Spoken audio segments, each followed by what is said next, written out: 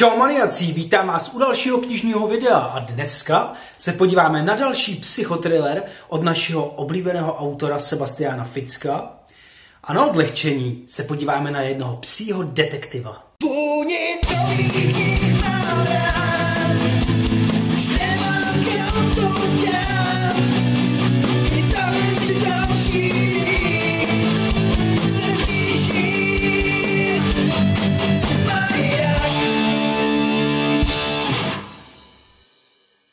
Jak jsem řekl, tak se dneska podíváme na další psychotriller od Sebastiana Ficka a za mě je to zatím to nejtrsnější a dá se říct nejhnusnější, co jsem od něj čet, a je to Cesta domů. První, co musím říct, tak se mi hrozně líbí ten design, který dělá vydavatelství Anak, kde teďka vychází vlastně všechny knížky od Sebastiana Ficka, protože ten design, ten je opravdu nádherný, strašně se mi líbí, jak je tam to okýnko, jak je tam ta slečna, která někam utíká, jak je to stříbrný, jak to třpití. Fakt se mi hrozně líbí, jak ty knížky dělají. No a já už jsem od Ficka přečet asi 4 knížky a musím říct, že tohle bylo opravdu hnusný, protože se tam hodně obližuje právě ženským a to já nesnáším. Máme tu hlavního hrdinu Julse, který pracuje na doprovodné lince. Abych vám řekl, co to je doprovodná linka, tak to je taková linka, která opravdu funguje v Německu. Je to napsané v té knize, Sebastian Fick to tam napsal, že to existuje. A je to vlastně pro lidi, kteří když jdou třeba domů nebo někde jdou spát a tohle mají strach, tak oni na tu linku zavolají a ten dotyčný, co pracuje na té doprovodné lince, tak si s ním povídá tu cestu, aby člověk má nějaký divný pocit, když jde třeba ve 3 ráno, ve 2 ráno prostě domů, tak aby si s někým jako si povídal. Teď koukám, že to je vyloženě linka pro ženy, že se v noci cestou domů bojí jít sami a potřebují uklidňující hlas. No a našemu hlavnímu hrdinovi zavolá druhá hrdinka tohoto příběhu, Klára, která se zrovna necítí bezpečně a má pocit, že ji pronásleduje vrah. Přesně kalendářový vrah. No a Klára s ním měla co dočinění, to si myslím, že je na začátku knihy, je to pěkně hnusný, i když přesně nepochopíte, co se tam děje, protože tam se to vrací zase do minulosti, prostě vzpomínky. Protože jak oni si volají s tím Julsem, tak ona mu vypráví svůj příběh. No a ten kalendářový vrah ji nechal odejít, ale nechal jí datum, přesně den její smrti. A zrovna ten den, kdy si volají s Julsem, tak to je ten den zúčtování. A hrdinky Kláry v tomhle příběhu mi bylo opravdu líto, co ona tam všechno podstupuje, co se jí tam všechno děje, je to humus.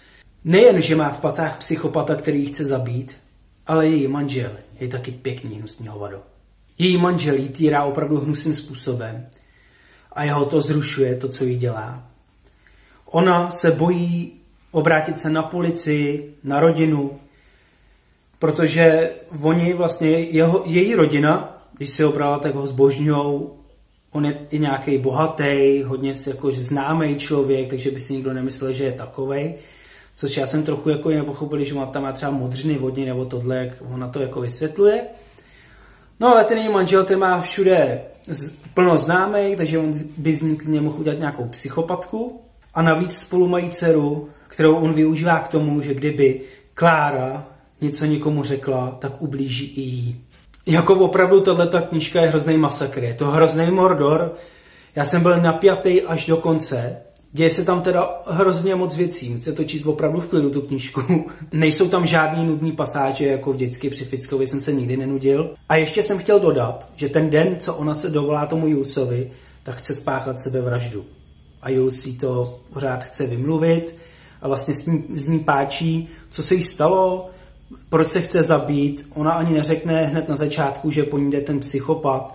On se to právě od ní všechno dozví postupem, ona mu prostě vypráví celý ten příběh. Je to opravdu masakr knížka. Já jsem z ní byl úplně mimo ještě asi týden, než jsem začal něco číst, prostě furt jsem myslel jenom na tuhle knížku.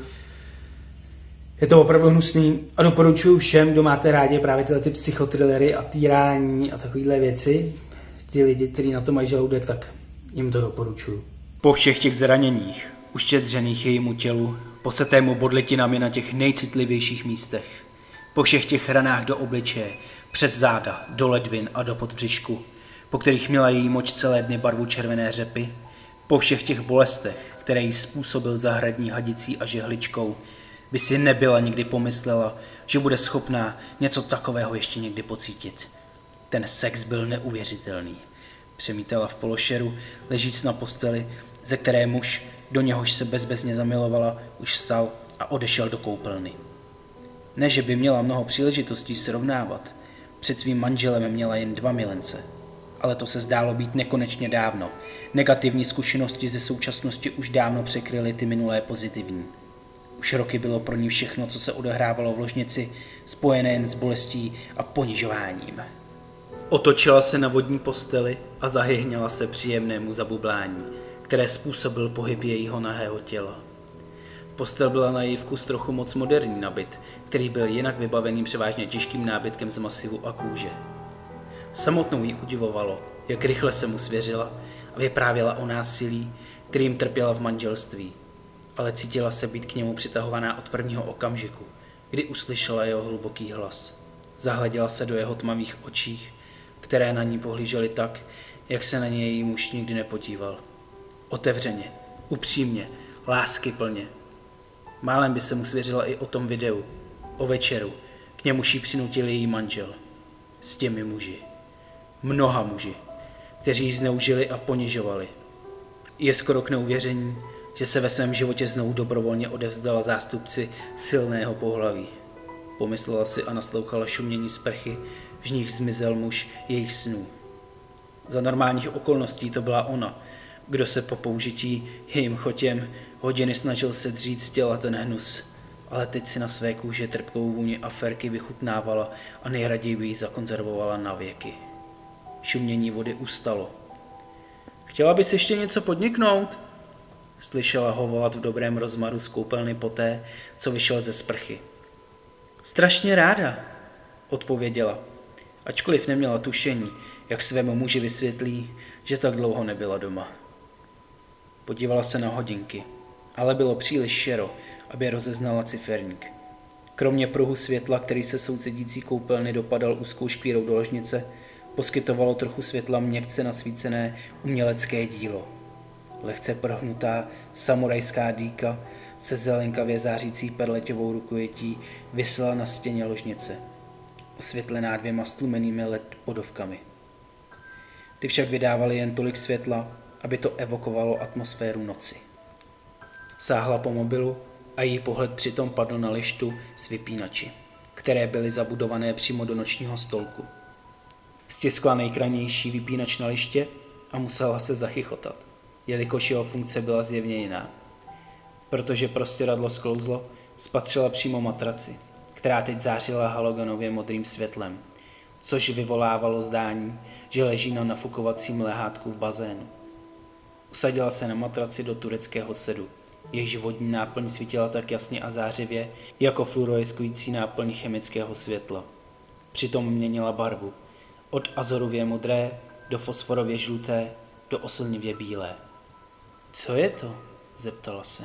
Tiše, spíš sama sebe, protože v první okamžik byla skutečně udivená. Předklonila se dopředu, aby se podívala kosočtvercem, který tvořily její nohy a klín. Ach, pane na nebi. Šokovaně si zakryla rukou ústa a zírala na matraci, na níž se teprve před několika minutami milovala s mužem. Mám halucinace. Přece vážně nevidím, jak... Takže si to objevila, řekl cizí hlas vlevo od ní. A jakoby neznámý, který se právě objevil v koupelnových dveřích, držel v ruce dálkové ovládání. Svítila teď postel pod ní krvavě rudě. Pohled, který se jí záhy poté naskytl, byl tak hrozný, že by si nejraději vyrvala oči. Ano, objevila to, přičemž to nedávalo žádný smysl. Její mozek odmítal akceptovat tu hrůzu, jednoduše proto, že to, co viděla, bylo mimo veškerou lidskou představivost. Kde je? Co jsi s ním udělal? Křičela na neznámého muže. Hlasitěji než kdykoliv předtím. Zatímco to monstrum v lidské podobě přistoupilo s injekční stříkačkou k posteli a samolibě se škle víc řeklo. Zapomeň teď prosím na svého milence. Myslím, že je na čase, abys poznala mě. No a jak jsem řekl, tak další knížka, o které dneska budu mluvit, je taková na odlehčení. Psí detektivka od autora Spencera Quinna. Série Chet a Bernie, první díl, To chce psa. kniha, která mě strašně dostala, protože ta knížka je psaná tak, že to vypráví ten pejsek. A náš hlavní hrdina, ten pejsek se jmenuje Chet a jeho páníček se jmenuje Bernie. A Bernie dělá soukromého detektiva. A Chet je jeho parťák. A mně se líbí, že je tam takové to klasické klišé, které je v každé detektivce, znáte to, máte tam prostě detektiva a ten má nějakou svou minulost, která časem vyplouvá na povrch, jako každý ten další díl, tak zjistíte o něm více. No a o Berním tam máme právě takovéhle věci o tom páničkovi, že je rozvedený a proč se rozved, má i svoje vlastní dítě a tak. Ale líbí se mi tam, že to kliše tam má i ten pejsek, ten náš hlavní hrdina, ten psí detektiv Chet, protože on kdysi pracoval u policie v programu K9, byl hodně dobrý, ale jednou se něco stalo a on tam vypráví, že si pamatuje, že tam bylo hodně krve a že ho za to vyloučili. A tak pracuje s Berniem soukromým detektivem. Co mě moc mrzí, že o Chetovi potom toho moc nezjistíme, protože druhý díl už u nás nevyšel a to mi strašně mrzí. Asi se to málo prodávalo, nevím. Ale mně se to líbilo, čte se to opravdu krásně, ještě jak to vypráví ten pejsek, tak je to i trošku jako sranda chvilkama. Je to vlastně kniha, kterou můžou číst i děti, není to žádný krvák, je to taková prostě detektivka. No a já jsem tuhletu knihu četl minulý rok v létě, takže si pořádně úplně nepamatuju detaily. Takže nejlepší bude, když vám teď přečtu anotaci. Chet byl vyloučen z policejního výcviku. Ale i tak je z něj detektiv od čenichu až k ocasu. A Bernie mu je věrný až za hrob. I když nad jeho problémy s rozvodem a dalšími lidskými starostmi jen nechápavě kroutí hlavou. V prvním dobrodružství vezmou Chet a Bernie případ zmizelé dospívající dívky, která možná byla, možná nebyla unesena. Každopádně však přišla do styku s některými velmi podezřelými týpky. Nadaná studentka nedorazila po škole domů a její matka pořádně vyvádí. Jsou to lehce vydělané peníze, protože dívka se po pár dnech objeví. Ale když za týden zmizí znova, Chet s Berniem jsou bezradní. Žádná stopa, žádná žádost o výkupné. Oba vědí pouze jedno. Nebude to žádná sranda. Chetův vycvičený nos je vede do pouště a do motorkářských barů, kde na Chetovi tlapky číhá mnoho nebezpečí. No a mně se to opravdu moc líbilo, je to super příběh, je to napínavý, ani chvilku se u toho nenudíte, jak vidíte, tak to ani není nějak tlustý, takže to máte přečtený prostě jedním dechem. A hlavní hrdina, náš psí detektiv Chet, tak ten se mi strašně líbil, moc jsem se ho zamiloval. A fakt mi strašně štve, že ty další díly u nás nevychází. Z auta vystoupila vysoká žena s dlouhými, světlými vlasy a voněla po citronu a květinách. A ještě nějakou jinou vůní, což mi připomnělo něco, co se někdy stává samičkám v mém světě. Co to tak mohlo být, že mě to celou dobu tak zrušovalo a snad i dovádělo k šílenství. Koukl jsem na Bernieho, který si ji prohlížel a uhlazoval si vlasy. Nejsem si jistá, kde začít. Nic podobného se mi doteď nestalo. Jako co? Mačkal si ruce. Ruce jsou na lidech tou nejdivnější věcí a zároveň nejlepší, protože se z nich dozvíš všechno, co potřebuješ vědět, když je pozoruješ. Bydlím tam, na El Presidente. Mávla neurčitě rukou. El Presidente? To je místo, kam vtéká kanalizace. Byl jsem na tom z názvy ulic špatně, kromě té naší, Masquit Road. Ale co? Nepotřeboval jsem to vědět, abych našel cestu domů. Jmenuji se Kittia Camblisová. Pracuji se ženou, které jste pomohl. S kým? S Angelou Di Pesto. Milost. Vzpomněl jsem si na nekonečné noci strávené před motely po celých státech. Nenáviděli jsme rozvody, já a Bernie.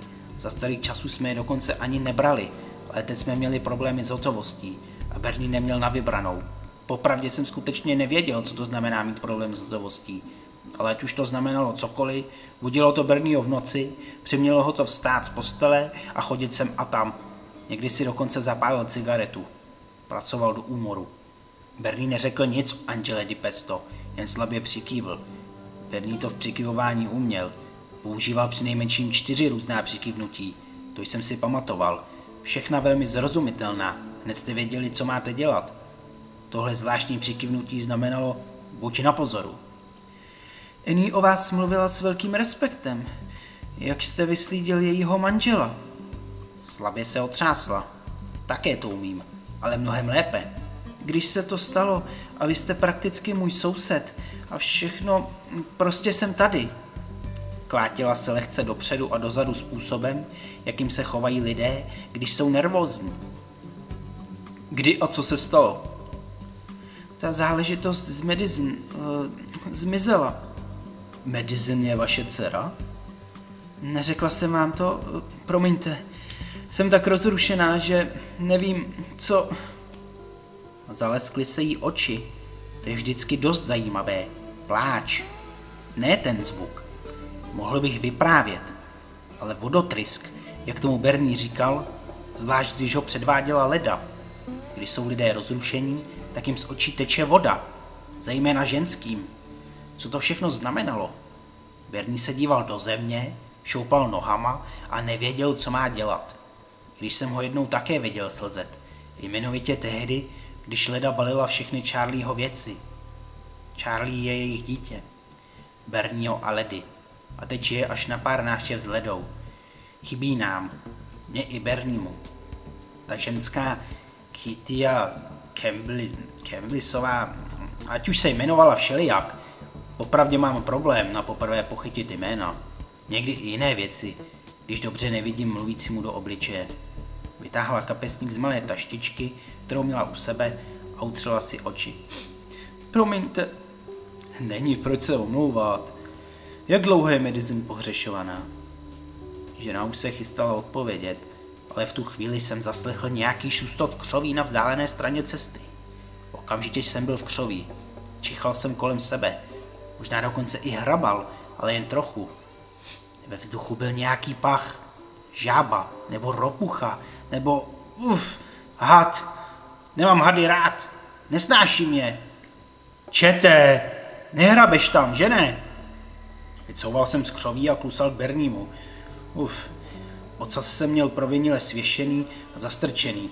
Pak jsem ho vstyčil směrem vzhůru a vypadal naprosto nevinně. Hodný chlapec. Poklepal mě po hlavě. Ta ženská ťukala nohou do země.